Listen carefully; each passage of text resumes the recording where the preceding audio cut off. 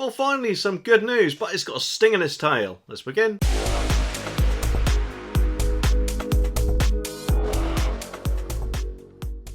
The Arkansas energy regulator Ofgem has announced the price cap will drop to $3,280 for a dual fuel household paying by direct debit based on, of course, typical consumption from April 1st, down from £4,279.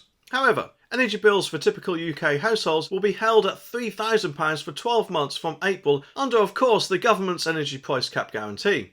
Ofgem CEO Jonathan Bailey said today's announcement reflects the fundamental shift in the cost of wholesale energy for the first time since the gas crisis began. He said, while it won't make an immediate difference to consumers, it is a sign that some of the immense pressure that we've seen in the energy markets for over the last 18 months may be starting to ease. Well, of course, for them to fall by around about a quarter is a very good sign indeed. In fact, if the rumours are anything to go by, then from July the price cap will actually be below the government's current levels as it is at the moment, which to be honest makes me wonder, why are the government then putting it up in April for basically 3 months? It just seems a bit silly to me, especially when you've got a lot of people struggling to pay bills at the moment, who are then presumably are going to have to struggle even more for the 3 months from April to July. And as I'm guessing the cap is no way near as high as the government was planning for, they surely would be able to keep it at the current rate for those 3 months before obviously scrapping it entirely, because there won't be any need for it, if of course all goes to plan. But yes, okay, know what you're going to say. Oh really? Well, what if it doesn't go to plan? Oh, I hate the smug one! Well, in that case, you'd surely be able to bring in the £3,000 price cap from July rather than April, which personally I think will be the sensible thing to do, if such a thing does happen. In fact, actually, for the very vulnerable, like OAPs, who have to choose at the moment between heating and eating, as I'm guessing it's not been rising as much as they're expecting and actually been falling, then surely they'd be able to give them an even lower rate than what they're on at the moment, which no doubt will help them out. But yes, I know that can't last forever, can it?